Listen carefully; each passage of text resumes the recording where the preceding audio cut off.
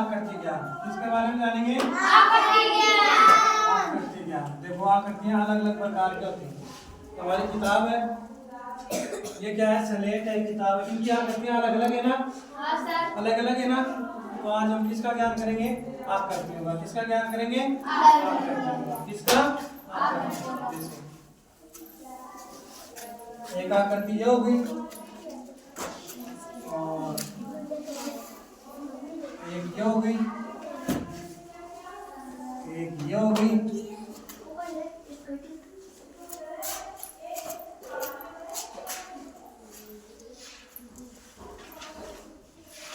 हो गई ना? आपको आकृति दिख रही है? आप देखो इसमें तीन भुजाएं, तीन क्या है? कोण। तीन भुजा और तीन कोण। तो इस आकृति का क्या नाम है? त्रिभुज। क्या नाम है? त्रिभुज। इस आकृति का क्या नाम है? त्रिभुज। त्रिभुज। त्रिभुज। इसमें कितने त्रिभुज आपको पढ़ा? इसमें कितनी भुजाएं? तीन। एक भुजा ये है, इसका नाम दे दिया AB। क्या नाम दे दिया? AB। इसका नाम दे दिया BC। क्या नाम दे दिया? BC। और इसका नाम दे दिया AC। तो इस प्रकार से त्रिभुज में कितनी भुजा हो गई? तीन। तीन भुजा के कारण इसको क्या कहा जाता है? त्रिभुज। क्या कहा जाता है? त्रिभुज। अब देखो ये जो आकृति दिख रही है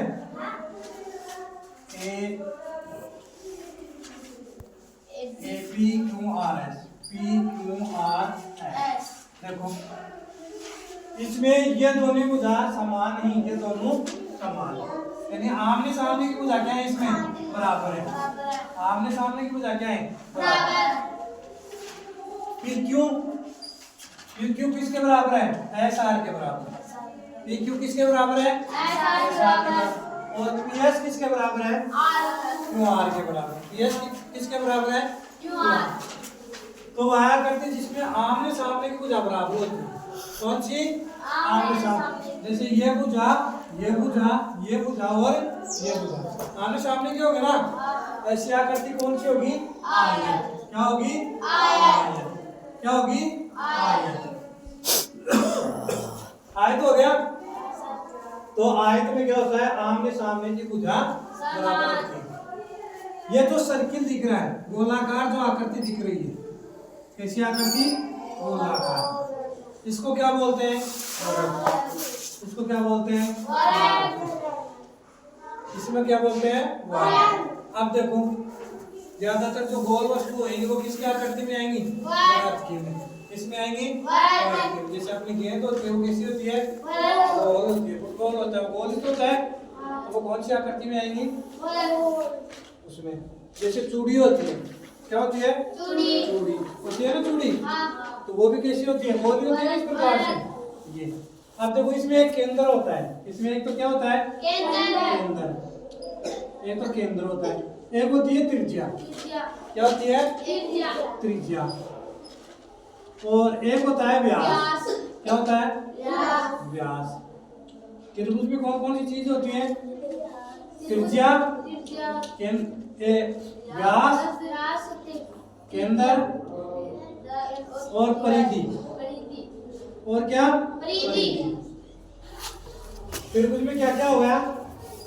केंद्र हो गया, त्रिज्या हो गई, व्यास हो गया और परिधि हो गई। अब देखिए ये व्यास होता है ना, व्यास, ये त्रिज्या क्या होता है? दुगुना। क्या होता है? दुगुना। और ये इसकी क्या होती है? आधी। तो देखो यहाँ प्रकार रखेंगे अपन, और प्रकार से अपन जैसे चारों तरफ उसको घुमाएंगे, वो डाल के पेंसिल डाल के इस प्रकार से, तो उससे किसकी आकृति बनेगी? वृत्त। किसकी बनेगी? ऐसे इसमें चाप काट लो ना, चाप काटेंगे ऐसे इस प्रकार से, तो ये किसकी आकृति बन जाएगी? तो इसमें जहाँ से मैंने ये नोक रखी थी वो क्या होगा? इसका केंद्र। क्या होगा? केंद्र होगा। चारों तरफ ये जो घूम के आ रहा है ये इसकी क्या होगी? परिधि होगी। और इस केंद्र से यहाँ से लेकर यहाँ तक की दूरी होगी, उसको क्या कहेंगे? त्रिज्या। क्या कहेंगे? त्रिज्या। और इसके दोनों सिरे इनको आपस में यहाँ से यहाँ तक मिलाएंगे, इसको क्या कहेंगे?